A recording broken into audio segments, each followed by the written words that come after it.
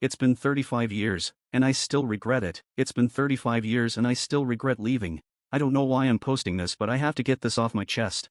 I, 60M, got married young at 18. I married my high school sweetheart. She was smart, funny, kind, and the kind of person who could capture a room, very extroverted. I'm incredibly introverted, but we were a good match. By the time we were 25, we had 2 small children and I was happy with how my life was. Then my wife got a new job and she was excelling, getting promotions, working later. I think you see where this is going. You are wrong, by the way. I cheated on her. Whilst she was out working late to make money to support our children, I was building up a resentment towards her. She wasn't home to make dinner and I never bothered to learn to cook. Washing would pile up for a few days because I didn't do it, and I was doing the school run because she was at work, but I never voiced how I felt, and every day my beautiful wife would come home I would put a front on and pretend everything was fine when it wasn't. I know if I had told her how I felt she would have listened, but I didn't. I met a woman at a work thing and we spoke over the phone constantly for a few weeks. Things turned inappropriate quickly and I didn't stop it. I wrote my wife a birthday card telling her how much I loved her and she was an amazing person, then 2 weeks later walked out on her. And the worst part was she never screamed at me or yelled. She just stood there and watched me take my things whilst my children were in the other room completely oblivious to what was going on. She just stood there silently crying. I broke the best person in my life. She ended up losing her job because she couldn't manage the school run or extra child arrangements, so my alimony payments had to go up and I resented her for that. Looking back on it now, how selfish could I be? The woman who I betrayed and was now single-handedly raising my children needed more money to care for them. I saw them every other Saturday, but that was it.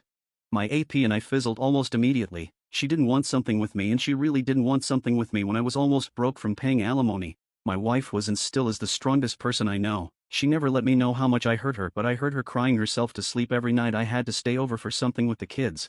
I spent years resenting my wife for stealing my money when in reality I knew it was my fault and I still loved her but was too proud to say. And even though I left, it was her who eventually filed for divorce because every time she asked me if I had gotten a lawyer I would say I'm not ready. Eventually she filed because she said it was too painful. I said some really awful things to her when I was angry, like I didn't love you for a long time. I stayed for the children and every time she just nothing back. I'll never forgive myself for that. She wanted to try make it work. She fought for me every day for months and I wasn't interested. She loved me even when I hated her. Then she met Mark. He was older, wiser, and he loved her the way I should have loved her. He was and is a good man to her and my children. Watching someone else love the person you were supposed to love forever is quite possibly the worst thing I've ever had to do.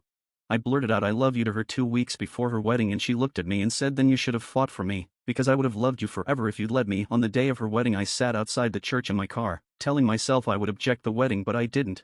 That was 30 years ago, and seeing that written in front of me now is just as painful as it was hearing it all those years ago. Having to watch her with him all these years has been my punishment, and I've had the odd relationship but nothing serious. I will never forgive myself for what I did. It should have been our 42nd wedding anniversary today. I don't think anyone survives infidelity entirely. I think you learn to live with it.